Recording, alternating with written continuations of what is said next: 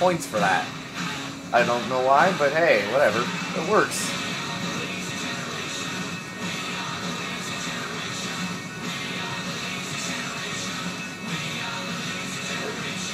And certain points will just have like insane nitros, and you just hold the nitrous button for as long as you want.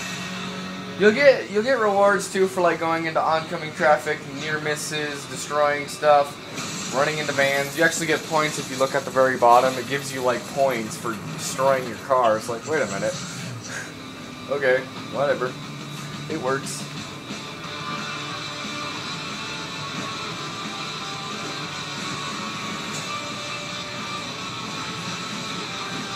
So, yep. The graphics are actually really nice for this game. They're better on the 360, obviously, but this is definitely one of your better graphics games. The controls are a little bit weird. You don't actually turn so much. It's not really your race. It's not really your classic style racing. It's more of a kind of just hit and miss game. You know what I'm talking about? The turning so much, the tracks aren't that complicated. It's missing the stuff inside the tracks, as in the traffic and stuff. That's what makes this game so hard. If you have to like, oh wait, there's a car there. And that guy just like ran into it. That was good.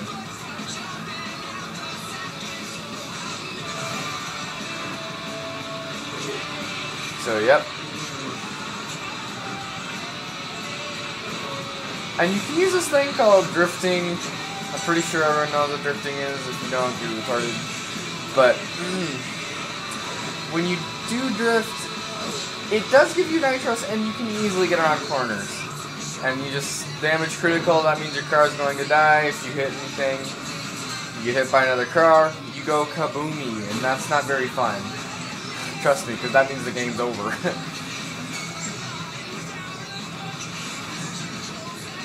Oh, there's a car there. Fudge. Ah! I like how it brings up the record and your car's still going. So that's road rage mode.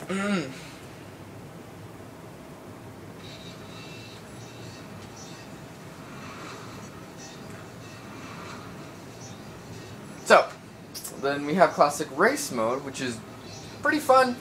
It's a regular race. You drive around, you speed around.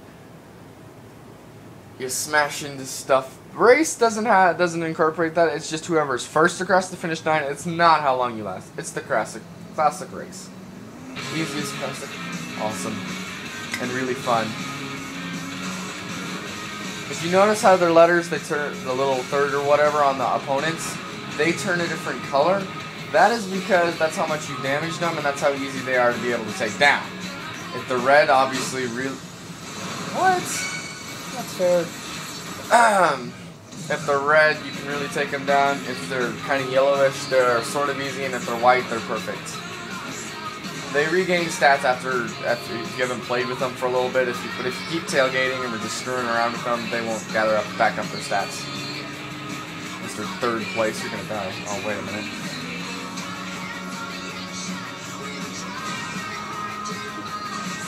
Oh, that's one thing I hate too. Cars just pull up right in front of you. It's like, really? Some of the trucks you can actually go under, but a lot of them you can't. So you just kind of screwed them anyway. Jerk. I don't know, these stupid poles, which also tick me off because they're right in the middle of where you need to turn, and it's like, why?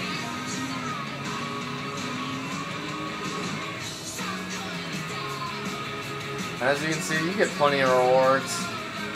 You're always getting rewarded for doing something stupid. I mean, wreck your car, and holy cow, a whole bunch of points. But yeah. And the final mode that I want to talk to you guys about is Eliminator mode, which is it's fun, but it's weird because all of a sudden you're just driving, all of a sudden your car explodes in this fiery phantasma. Wait, wrong place. So when you go into it, it gives you a map of what the area is, and you can check out, these are race events, and these are crash events. Gives you the place.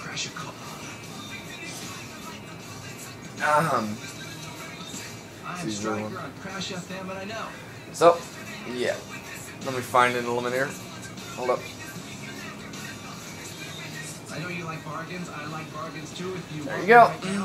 And my favorite super, other than the Ferrari up here, is keep going. The Dominator Super. Best car ever.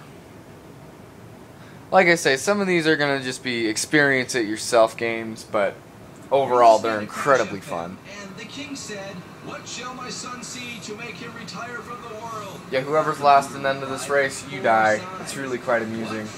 Losers. So these are the fastest type of cars. It's pretty insane how fast these things will go. It's also ridiculous because you can't see where you're going.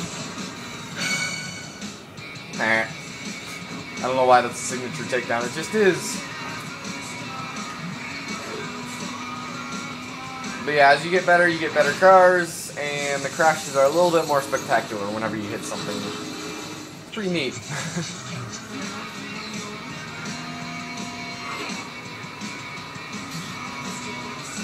I am a second behind. That doesn't really matter.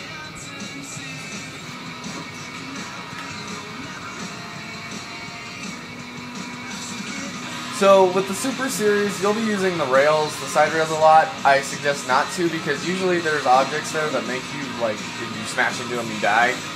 But you can't turn fast enough going 200 miles per hour around a sharp hairpin corner, so you have to use them. Better than crashing. Although, like I say, there's always stuff in the way of where you are if you take the handrail, so. Oh. And I just ran into a car. That's sweet. I survived. Hey. Oh. But I didn't really survive that. Yeah, you have to touch takedown. You don't even have to, like, pay attention to what you're doing and you get points on this game. This is definitely an easy, fun game.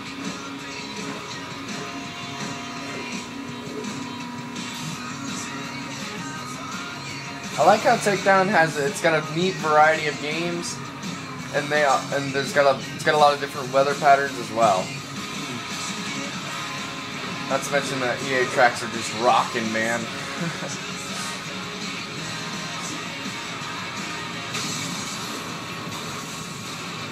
So yeah, you keep doing that, and your car for some reason will hold up through all this. You can crash it as many times as you want, and you still survive. Only in Road Rage does how many times you crash your car matter.